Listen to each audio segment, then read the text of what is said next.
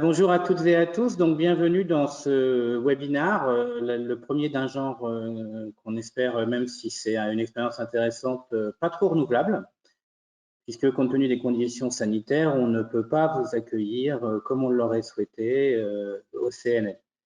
Donc cette étude sur les Français et la bande dessinée, c'est la poursuite d'un travail que le CNL conduit depuis maintenant 7 ans autour des pratiques de lecture des Français, donc avec le baromètre biannuel sur les Français et la lecture, et chaque fois des focus. Donc on a eu les jeunes, là on a la BD.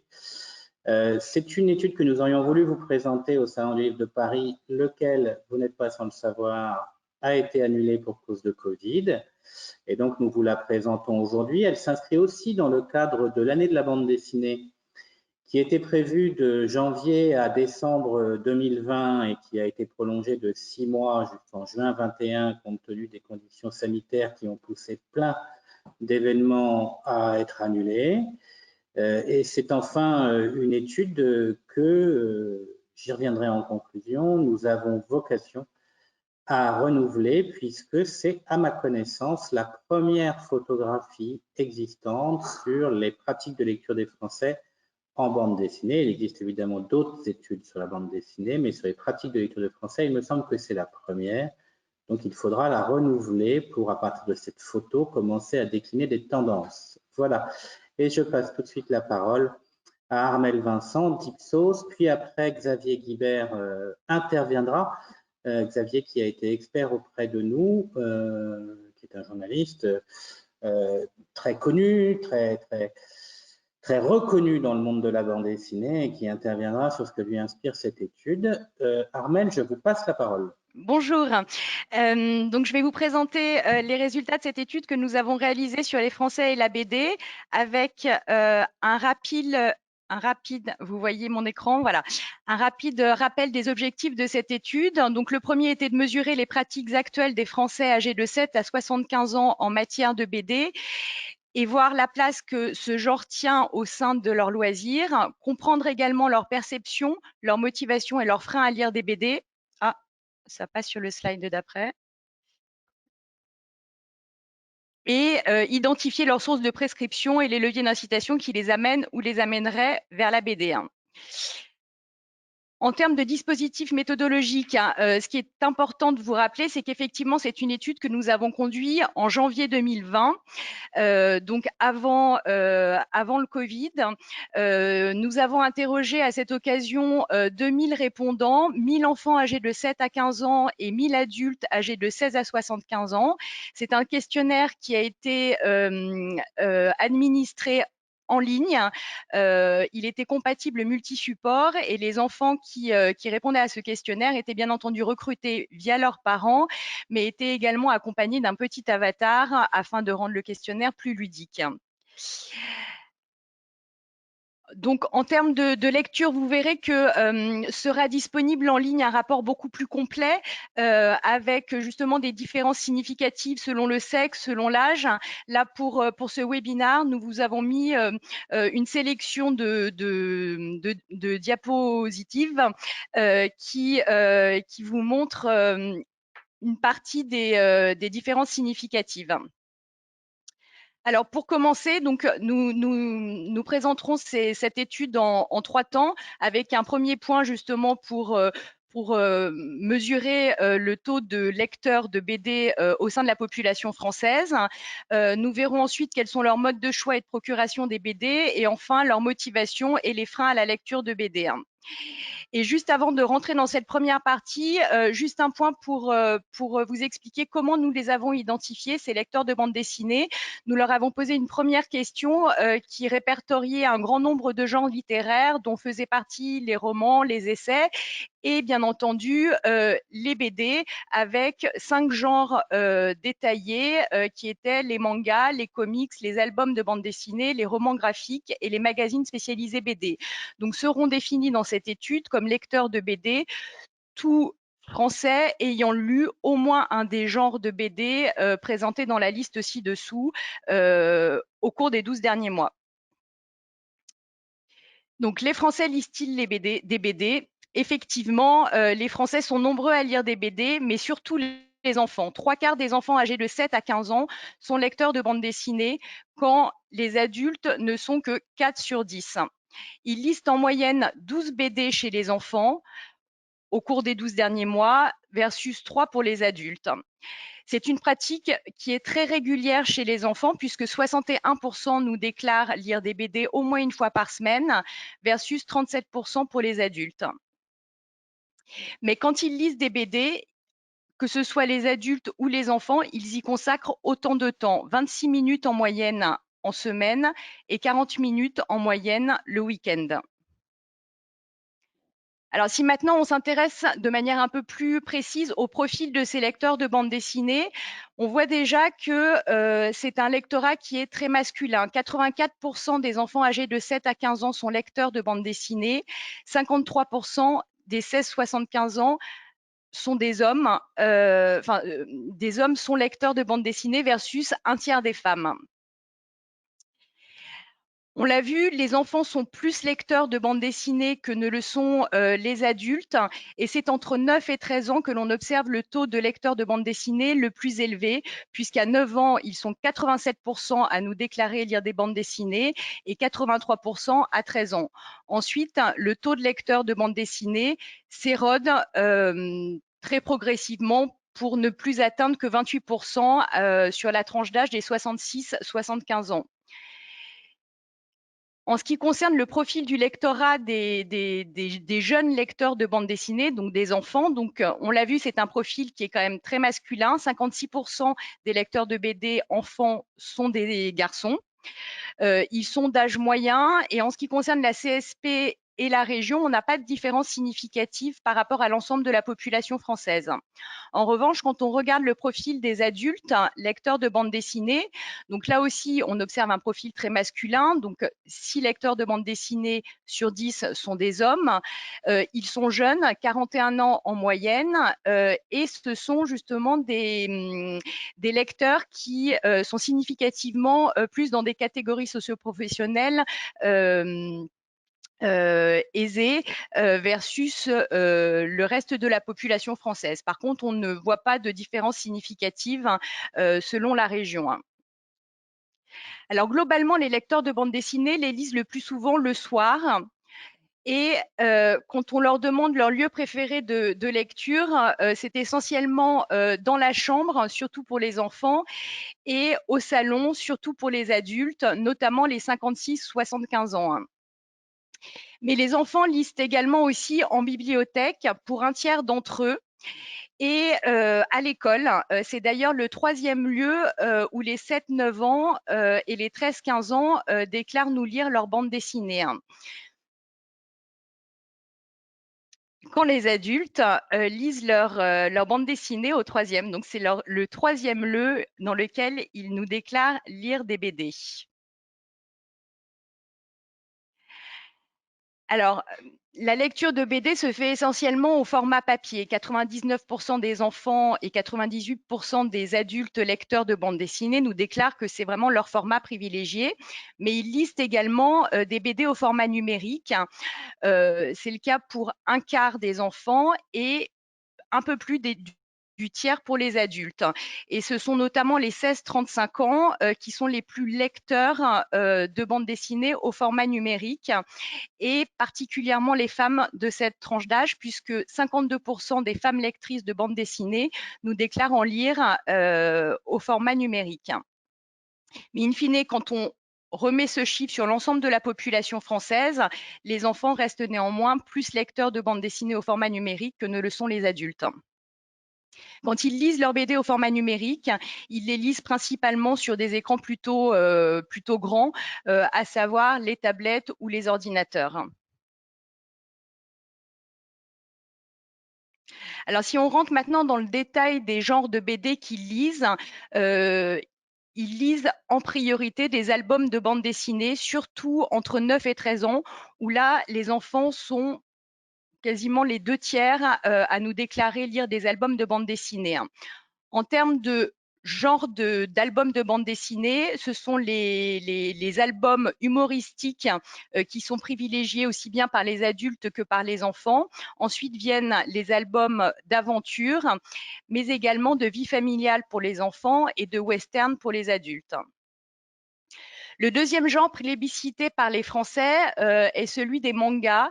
C'est un genre qui est particulièrement lu par les enfants. 29% des 7-15 ans nous déclarent lire des mangas, avec un taux de lecture qui culmine à 46% à l'âge de 13 ans. Donc près de la moitié des enfants âgés de 13 ans sont lecteurs de mangas. Et en matière de manga, c'est le genre des shonen qui est privilégié aussi bien par les adultes que par les enfants. Les magazines spécialisés BD et les comics arrivent respectivement en 3e et 4e position et sont également plus lus par les enfants que les adultes. Ils devancent ainsi les romans graphiques qui sont aussi lus par les adultes que par les enfants, mais avec un taux de lecture de 8 et 7% chez les adultes.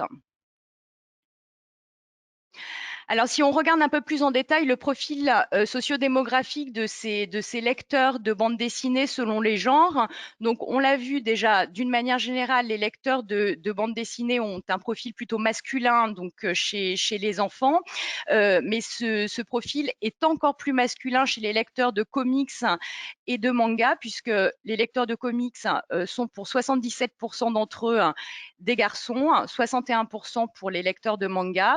Et la petite particularité des romans graphiques est que c'est un genre littéraire qui est lu surtout par des filles, donc à hauteur de 6 lectrices sur 10 lecteurs de romans graphiques.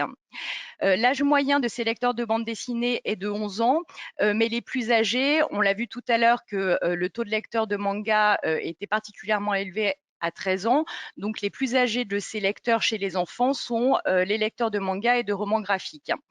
En termes de CSP, on est sur une CSP foyer qui est équivalente à celle de l'ensemble des enfants de leur âge, sauf pour les lecteurs d'albums qui vivent dans des foyers majoritairement CSP+.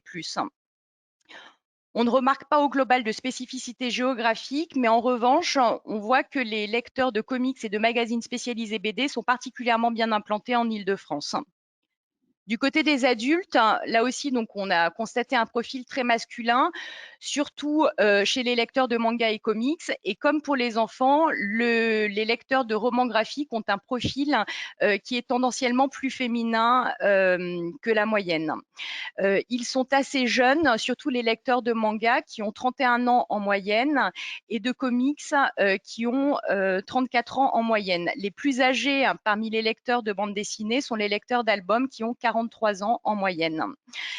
Donc, c'est un profil de lecteur qui est, on l'a dit tout à l'heure sur le global lecteur de bande dessinée, plutôt CSP+, surtout pour les lecteurs de comics et d'albums.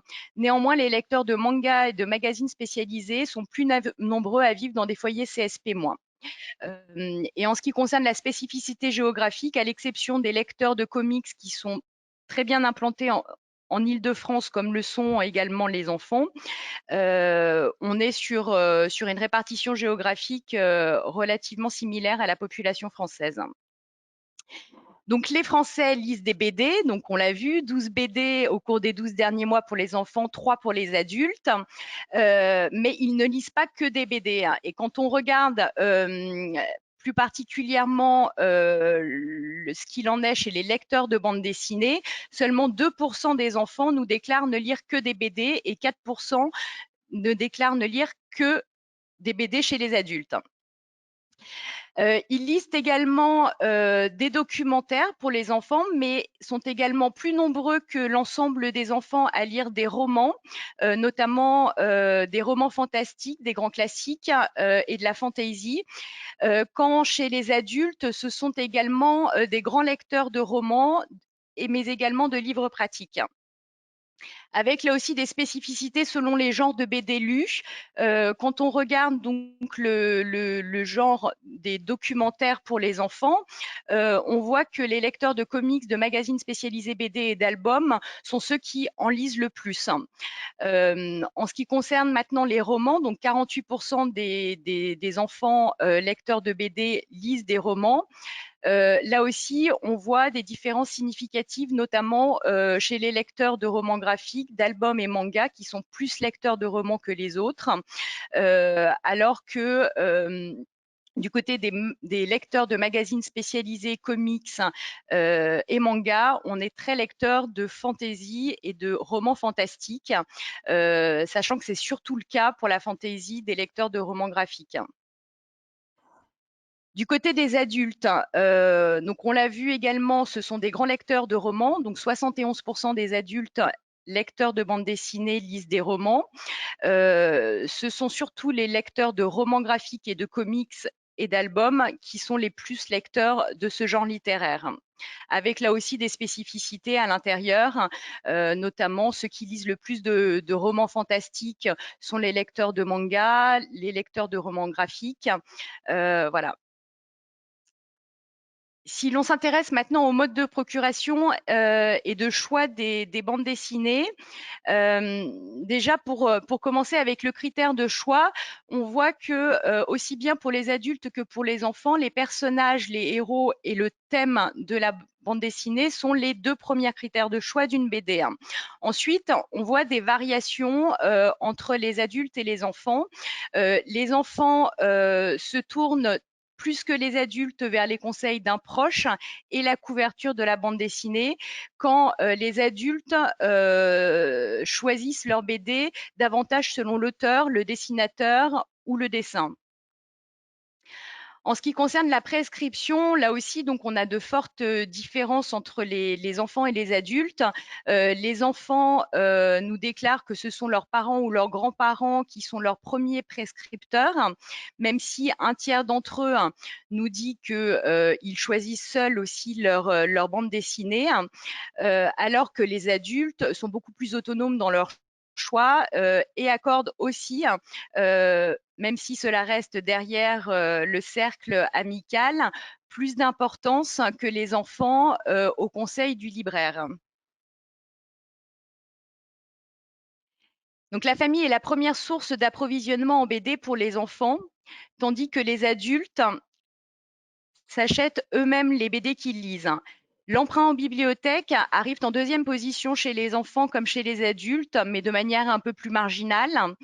Euh, et, ah, et quand on s'intéresse plus particulièrement à l'achat, on voit que les BD lus sont très largement achetés neuves, prioritairement en grande surface culturelle, mais également aussi dans la grande distribution et sur Internet, notamment sur Amazon, avec là aussi des différences significatives entre les enfants et les adultes, puisque les adultes se procurent plus que ne le font les enfants, leurs BD dans des librairies généralistes ou spécialisées. Et d'ailleurs, quand on cumule ces deux types de librairies, le secteur de la librairie arrive en troisième position, juste derrière Internet chez les adultes. Donc, on l'a vu, ils sont nombreux à s'acheter des BD neuves, mais ils en achètent aussi beaucoup d'occasions, surtout les enfants. Quand ils achètent leurs BD d'occasion, ils les achètent en priorité chez des bouquinistes ou dans des brocantes, mais également sur Internet, notamment sur des sites spécialisés dans l'occasion ou sur Amazon. La décision d'achat d'une BD intervient aussi bien en amont que sur le lieu d'achat, tant chez les adultes que chez les enfants. Mais on voit quand même que chez les plus petits, notamment les 7-9 ans, l'achat d'impulsion peut être beaucoup plus présent auprès de cette catégorie de la population. Si l'on regarde plus précisément quels sont les critères d'achat en amont du point de vente, en lien avec leurs critères de choix, lorsque les enfants souhaitent acheter des bandes dessinées, ils se fient en priorité aux recommandations d'un proche. En revanche, les adultes accordent davantage d'importance à leur envie de lire un auteur ou un dessinateur en particulier. Quand ils sont sur le lieu d'achat, on voit que chez les enfants, la couverture de la bande dessinée joue un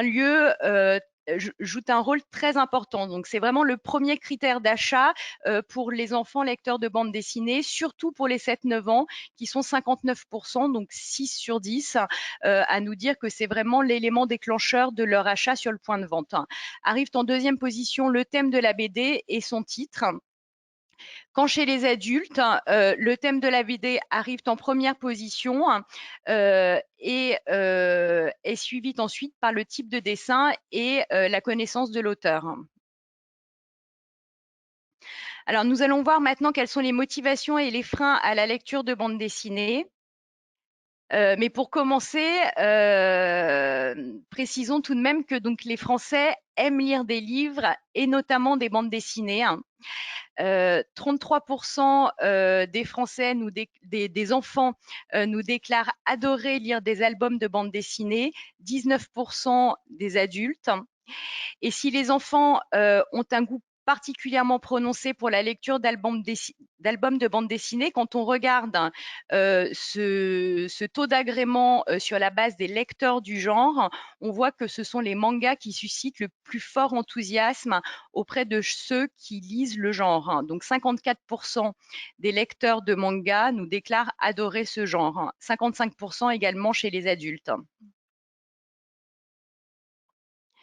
Parmi les BD préférés, près de la moitié des Français citent un album. Sont ensuite plébiscités des titres de manga, surtout chez les enfants, loin devant les comics, les magazines spécialisés BD et les romans graphiques. Donc là, c'est une question ouverte que nous avons posée à l'ensemble des répondants. Et dans le détail, nous allons voir que Astérix est de loin la BD préférée des Français, tant chez les adultes que chez les enfants. Et quand on regarde quel est le podium en fait chez les enfants âgés de 7 à 15 ans, donc lecteurs de bande dessinée, ce sont les Sisters qui arrivent en deuxième position, juste devant Tintin, qui arrive en troisième position de la BD préférée des enfants. Du côté des adultes, ce sont... Ah, j'ai perdu le... Ah, c'est Tintin qui se positionne en deuxième position devant le manga One Piece. Avec des différences significatives selon le genre. Chez les adultes, le top 3 reste le même chez les femmes comme chez les hommes, avec Astérix en premier, Tintin en deuxième et One Piece en troisième. Mais chez les enfants, on retrouve en première position du podium les Sisters chez les filles, devant Astérix, suivi par Mortel Adèle. Alors que chez les garçons, Astérix arrive en première position devant les mangas Naruto et One Piece. Alors, si l'on revient au souvenir de la première lecture, on voit que chez les enfants, ce souvenir remonte à peu près à l'âge de 7 ans, chez les adultes vers l'âge de 9 ans. Et quand on leur demande s'ils ont l'impression de lire plus ou moins qu'avant, les enfants, pour 4 sur 10, nous déclarent lire plus de BD qu'avant, quand 6 adultes sur 10 considèrent en lire moins qu'avant.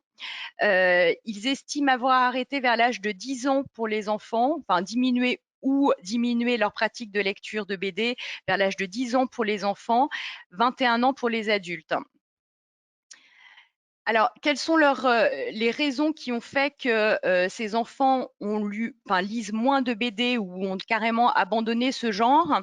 C'est en priorité la pratique d'autres loisirs qui vient concurrencer la lecture de bande dessinée, surtout chez les garçons. 44% d'entre eux nous donnent cette raison comme raison d'abandon ou diminution de la lecture de la bande dessinée. Ils nous disent également en deuxième position qu'ils n'aiment pas tellement lire.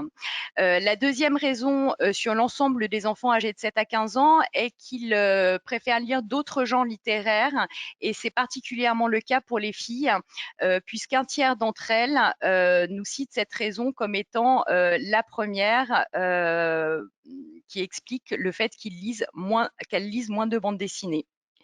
Du côté des adultes, c'est en première position la concurrence de la lecture d'autres genres littéraires qui explique cette diminution de la lecture de bandes dessinées. Et c'est une raison qui est particulièrement présente chez les 56-75 ans et chez les femmes. En deuxième raison de diminution de la lecture de bande dessinée, on retrouve cette histoire de manque de temps qui concerne particulièrement les 16-35 ans qui nous disent également préférer faire d'autres activités que la lecture. On a posé aussi également une question aux enfants et aux adultes pour savoir un peu quel avait été le rôle de leurs parents dans l'accompagnement vers la lecture de bande dessinée. Alors, même si c'est vrai que chez les adultes, le souvenir est plus lointain, on a le sentiment que les enfants d'aujourd'hui se sentent plus accompagnés par leurs parents vers la lecture de bande dessinée que leurs aînés. 7 enfants sur 10 nous déclarent que leurs parents leur achètent régulièrement des bandes dessinées, 19% que c'est le cas même de manière très régulière. Ils sont aussi, pour la moitié d'entre eux, ils nous disent que leurs parents lisent eux-mêmes des bandes dessinées et qu'ils leur en lisaient également. Une petite interpellation sur le dernier item. En fait, on a constaté que le veto des parents sur la bande dessinée était finalement assez marginal, puisque seulement 10% des enfants et 11% des adultes nous disent que leurs parents leur demandaient de ne pas lire de BD. En tout cas, cette implication des parents dans la lecture de BD des enfants joue un rôle, et c'est notamment l'achat de BD aux enfants qui joue le rôle le plus important. Car quand on regarde ce taux d'enfants qui nous disent que leurs parents leur achetaient souvent des BD, ce taux est significativement plus important chez les lecteurs de bande dessinée enfants comme chez les adultes. On voit également chez les adultes que le fait que leurs parents lisent eux-mêmes des BD a un impact aussi assez important sur leur pratique de lecture aujourd'hui.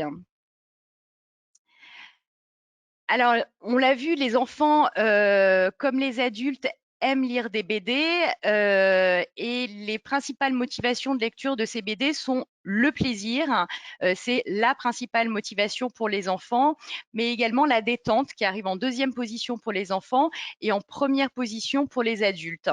Ensuite, c'est vrai que en fonction du genre de BD, les motivations peuvent être un peu différentes, et quand on regarde de manière plus précise ces motivations selon les genres, on voit que chez les enfants,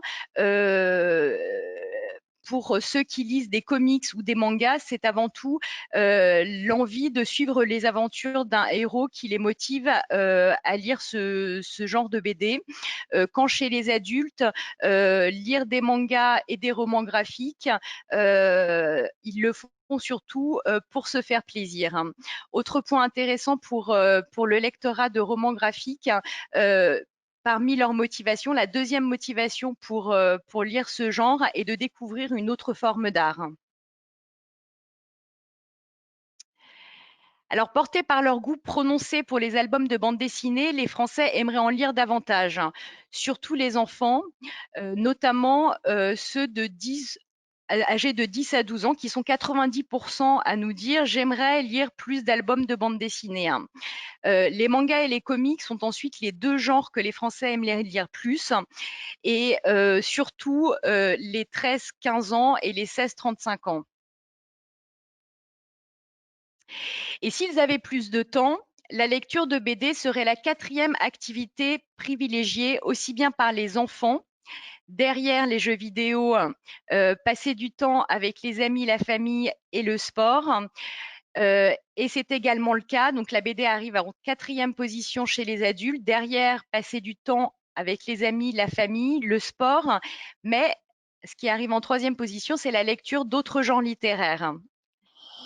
On a quelques petites différences selon le sexe et l'âge, car la lecture de bande dessinée arrive en 3e position chez les filles et les 7-9 ans. Elle devance le sport et elle arrive également en 3e position chez les garçons et les 16-35 ans. Et chez eux, elle devance la lecture d'autres genres littéraires. Donc voilà pour la présentation d'une sélection de slides de cette étude que nous avons faite. Donc en janvier, je vais maintenant passer la parole à Xavier Gilbert qui va nous dire ce qu'il a retenu de cette étude et synthétiser donc ses principaux enseignements. Merci Armelle. Alors, c'est toujours très intéressant pour moi de découvrir les résultats d'une étude sur ce sujet parce que il y a une part de confirmation de ce qu'on connaît déjà, ce qui est rassurant, hein, les choses sont ce qu'elles sont. Mais il y a aussi une part de découverte puisque c'est une vision actualisée et il y a toujours des aspects inattendus qui entraînent de nouvelles réflexions. Et je vais donc pour ma part m'attarder brièvement sur 3 points. Le premier point, c'est un constat. C'est la confirmation du portrait du lecteur de bande dessinée, donc masculin et jeune, majoritairement CSP+. Ce à quoi je voudrais quand même rajouter le fait que le lecteur de bande dessinée est avant tout un gros lecteur et lecteur de tout, c'est-à-dire un portrait qui est vraiment à rebours de celui qu'on en fait parfois, d'un genre qui limiterait les horizons de ses lecteurs, je pense notamment aux attaques de Alain Finkielkraut, ou de la représentation de la bande dessinée qui serait en fait une lecture de substitution par rapport à la vraie lecture qui serait portée vers les livres sans images.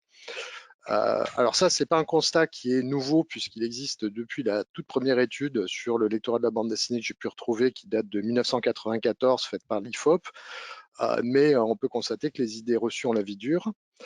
Par contre, une des choses qu'on constate, c'est que la féminisation du lectorat reste toujours une question en suspens, hein. On connaît ces dynamiques du passage à l'âge adulte avec le décrochage d'une partie des lecteurs de bande dessinée, et c'est un décrochage qui est plus marqué chez les filles.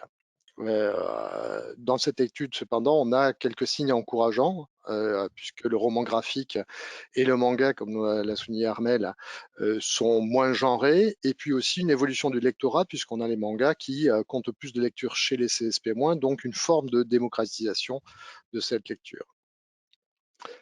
Le deuxième point sur lequel je voudrais m'attarder, c'est plutôt une interrogation. En fait, on a l'étude qui montre que la collection reste un aspect important pour les lecteurs. On voit qu'ils privilégient l'achat du neuf et puis l'achat sur papier, mais je suis quand même frappé par les chiffres élevés de lecture au format numérique, hein, une lecture qui toucherait plus d'un tiers des lecteurs, alors que l'on sait que l'offre commerciale a du mal à décoller, et même si on prend en compte les pratiques de piratage qui sont liées au scamtrad, notamment sur le manga, voilà, un tiers des lecteurs, ça semble vraiment extrêmement élevé. Et je m'interroge de savoir si ce résultat étonnant ne pourrait pas provenir d'un problème, hein, qui nous est apparu dans la rédaction du questionnaire de l'étude, c'est-à-dire le flou de ce que peut être une bande dessinée, c'est-à-dire l'opposition entre d'un côté lire une bande dessinée qui serait un album donc, ou lire de la bande dessinée, c'est-à-dire qui pourrait englober une planche, un strip, quelque chose aperçu sur Internet. Et là, je pense notamment au travail, par exemple, de l'autrice Emma, dont vous avez peut-être entendu parler de son truc sur sa bande dessinée sur la charge mentale, qui a été diffusée dans un premier temps via Facebook. Mais c'est juste un exemple, hein. Il y a aussi tous les blogs BD et d'autres formats numériques qui existent avec des bandes dessinées sur Instagram, etc. Sachant que, par exemple, si on prend les études sur la lecture en général, on demande généralement si on lit des romans, c'est-à-dire un format bien identifié, et non pas de la littérature, hein, qui est beaucoup plus floue. Et pour notre part, voilà, il faut continuer à composer avec l'ambiguïté de ce que désigne une bande dessinée qui est entre genre d'un côté et puis support. Et puis je vais arriver à mon troisième point qui est cette impression finalement d'un clivage entre convertis et réticents, c'est-à-dire qu'on a d'un côté des lecteurs de bande dessinée qui sont des lecteurs actifs qui voudraient en lire plus et qui voudraient pouvoir y consacrer un budget plus important, et d'autre part des non-lecteurs qui voudraient d'abord être convaincus de l'intérêt du genre et pour lesquels le prix étonnamment n'apparaît pas comme une barrière immédiate. Mais globalement, je dirais que les résultats de cette étude suggèrent, à mon sens, une évolution du regard sur la lecture de la bande dessinée. C'est-à-dire qu'on a des lecteurs qui aujourd'hui y accordent plus d'importance qu'hier, et avec cet effet qu'on a pu noter d'une transmission. C'est-à-dire qu'on a des parents qui sont eux-mêmes lecteurs et qui transmettent ce goût aux enfants, qui aussi, de manière implicite, légitiment cette lecture. C'est vrai qu'on a été assez surpris de voir qu'il n'y avait pas de veto contre la lecture de la bande dessinée, mais par contre, le fait de voir ses parents lire a sans aucun doute un impact extrêmement positif sur la pratique au niveau des enfants. C'est d'ailleurs un sujet qui a été abordé pour la première fois dans l'étude 2011 qui avait été faite sur la lecture de la bande dessinée avec le DEPS et qui avait été analysé en détail par le sociologue Sylvien Aquatias qui s'intéresse beaucoup à ces questions de transmission. Et au final, je dirais cette dynamique de transmission, mais également ce qu'on a pu voir sur les frémissements d'une féminisation hein, avec le roman graphique, le manga, et puis une démocratisation de la lecture qui étendrait au-delà des simples CSP+, sont plutôt, à mon avis, à mon sens, porteuses d'optimisme sur la bande dessinée. Et je trouve que c'est plutôt encourageant en cette année de la bande dessinée qui a été très particulière pour toutes les raisons qu'on sait. Voilà, donc je vous remercie de votre attention et je vais laisser à Vincent Monadé le soin de nous donner le mot de la fin avant qu'on passe aux questions.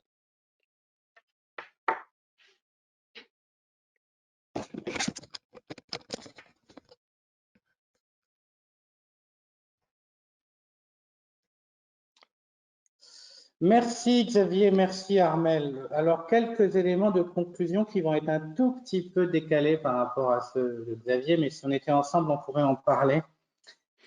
Moi, je constate malgré tout, même si effectivement ça reste un genre masculin, une féminisation inéluctable du lectorat.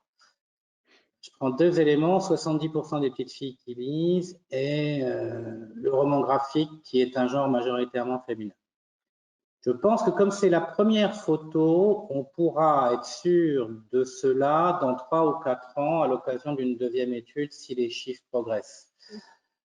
En tous les cas, il y a une féminisation inéluctable de la création et c'est tant mieux, avec des auteurs, des autrices qui ont un immense talent comme Catel, Lisa Mondel, Meurice, Bagieux, voilà. Et je crois que ça provoque, ces autrices de bande dessinée, comme Aurélie Néret aussi, avec les carnets de cerises, ces autrices de bande dessinée sont des autrices qui sont d'anciennes lectrices de bande dessinée, toutes. Elles ne viennent pas là par hasard, elles n'arrivent pas là par hasard.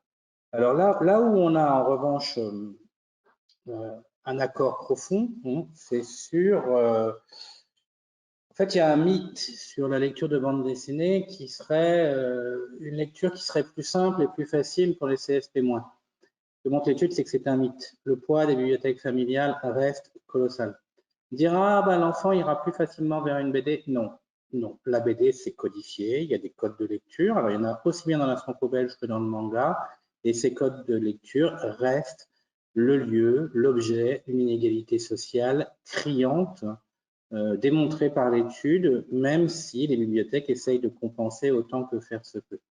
Donc, la BD n'est pas une potion magique, excusez-moi, n'est pas une potion magique pour que les gens deviennent lecteurs.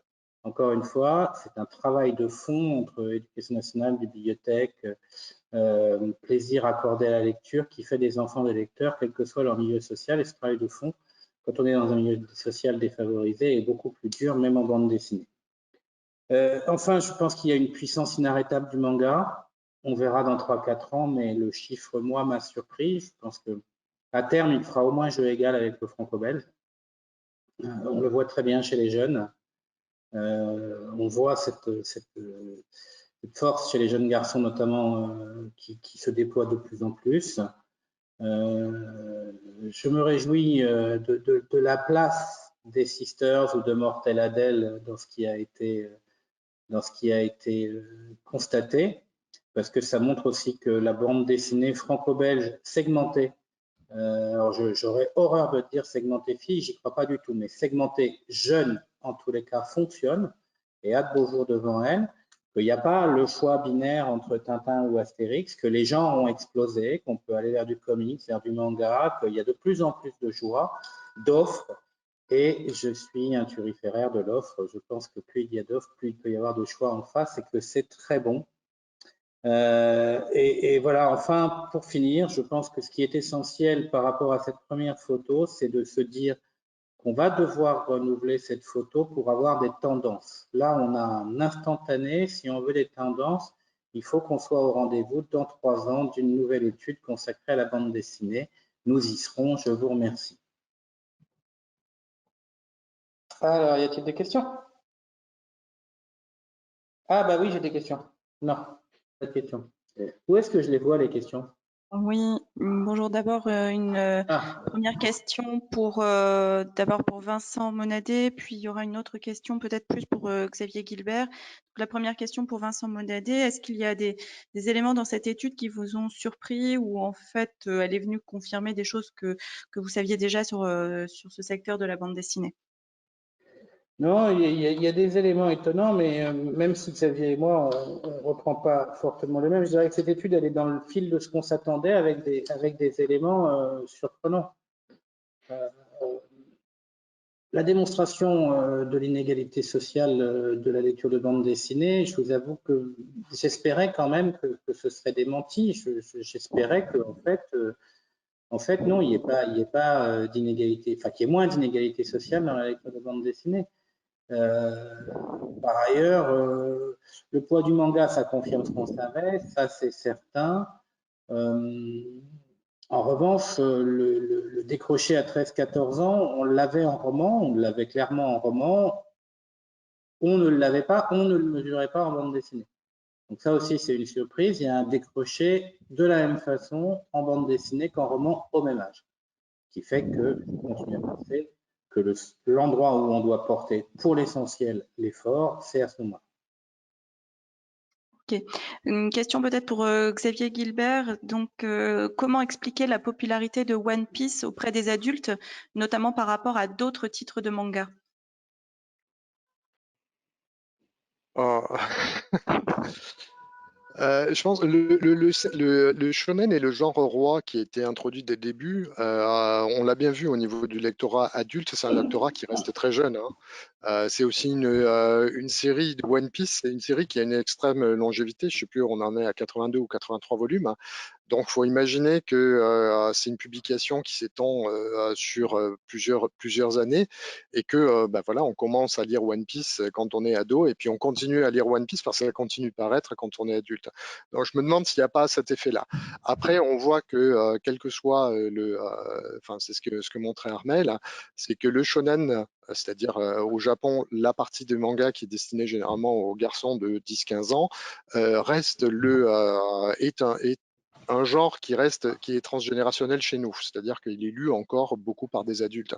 Il y a One Piece, derrière on a Naruto qui est du même ordre, avec pareil 70 volumes qui se sont étendus entre de mémoire 2000, je sais plus 2006 et 2018, quelque chose comme ça. Donc vous voyez, on tape large en termes de, ça fait toute une éducation qui est passée en compagnie de Naruto. Donc je pense qu'il y a ces aspects-là qui sont des aspects d'une part de dynamique de série qui s'étendent dans la durée. Après, je pense qu'il y a aussi la manière, le creuset dans lequel s'installe le manga et la lecture de manga en France, et qui est la diffusion des dessins animés. Et on voit qu'une série comme Dragon Ball reste toujours extrêmement présente.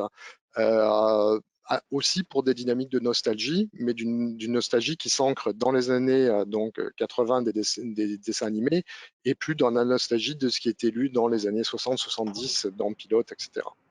Voilà, ce sont des pistes, hein. Je n'ai pas de réponse précise, mais comme ça, j'irai à chose sur les pistes que je proposerai.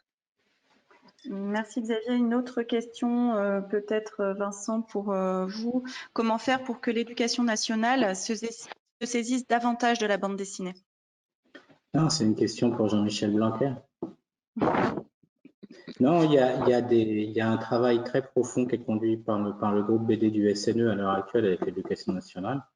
Je peux qu'espérer qu'il aboutisse parce qu'en revanche, je pense que pour l'apprentissage et la lecture, la BD peut être un genre tout à fait intéressant. Tout à fait. J'ai dit, et je le redis,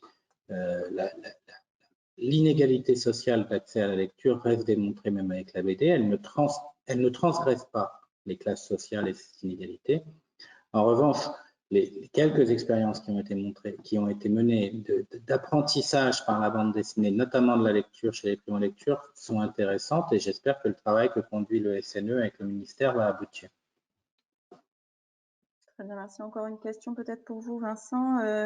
La bande dessinée qui est un genre enfin, un secteur qui est dynamique et qui dégage un chiffre d'affaires assez important.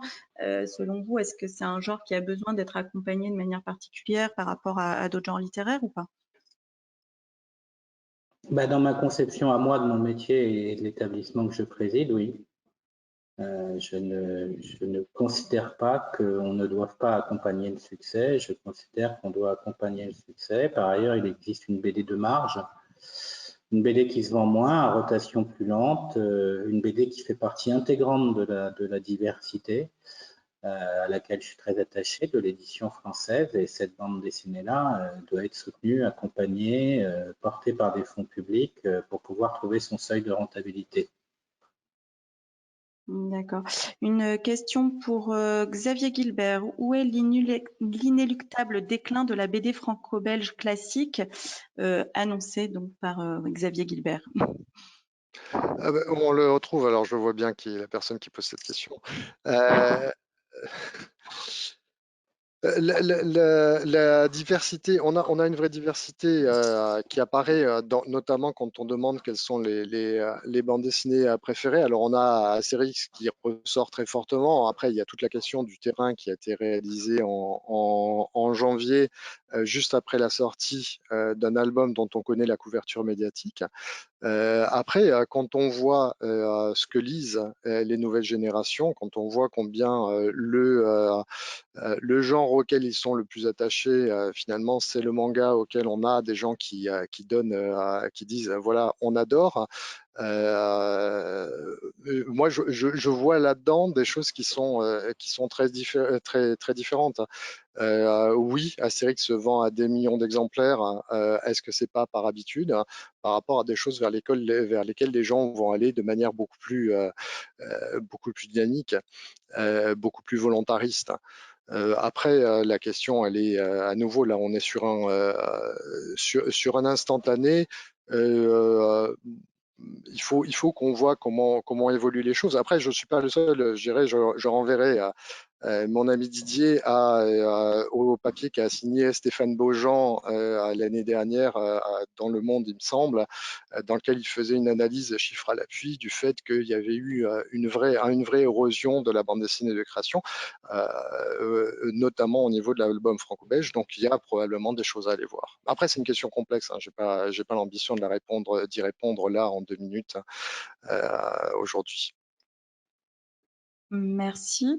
A priori, plus de questions de mon côté. Voilà, Vincent, peut-être un dernier mot. Non, merci d'avoir suivi ce webinaire. Voilà, c'est tout. Merci à tous. Merci à tous. Et bonne journée. Merci. Au revoir.